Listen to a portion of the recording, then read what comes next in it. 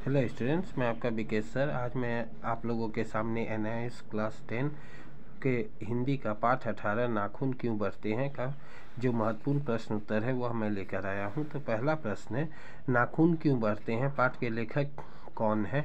तो हजारी प्रसाद द्विवेदी जी हैं। दूसरा प्रश्न है, पुराने समय में नाखून के क्या महत्व थे। पुराने समय आदिकाल में जीवन रक्षा के लिए नाखून बहुत जरूरी थे। असल में वही उसके अस्त्र थे। दांत के बाद नाखून का ही स्थान आता था। शिकार पकड़ना, प्रतिद्वंदियों को पछाड़ने में नाखून के द्वारा मदद मिलती थी।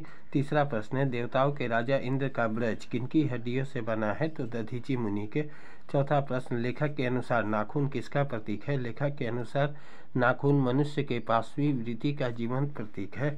आज से 2000 वर्ष पूर्व मनुष्य नाखून को कैसे संवारता था। आज से 2000 वर्ष पूर्व भारतवासी नाखून के काटने की कला बड़ी मनोरंजक बताई गई थी। त्रिकोण, वर्तालुकार, चंद्राकार, दंतुल आदि विभिन्न आकृतियों। गौर देश तथा दक्षिणात्य लोग कैसे नखों को पसंद करते थे। गौर देश के लोग बड़े बड़े नखों को एवं दक्षिणात्य के लोग छोटे नखों को पसंद करते थे। सफलता और चरितार्थ में क्या अंतर है। मनुष्य मरणास्त्रों के संचालन से बाह्य उपकरण के बाहुल्य से उस वस्तु को भी पा सकता है जिसे वह आडंबर के साथ सफलता का नाम दे रखा है, परंतु चरितार्थ प्रेम में है, मैत्री में है, त्याग में है। अथवा हम कह सकते हैं सफलता का अर्थ व्यक्तिगत उपलब्धि एवं चरितार्थ का अर्थ दूसरों का हित चिंता है। इसके बाद 8वां प्रश्न है, मनुष्य को पशु से क्या श्रेष्ठ बनाता है। संयम एवं दूसरों के प्रति दुख सुख के प्रति संवेदनशील होना ही मनुष्य को पशु से श्रेष्ठ बनाता है। कुछ लाख वर्ष पूर्व नाखून मनुष्य के लिए क्या थे। उपयोगी हथियार।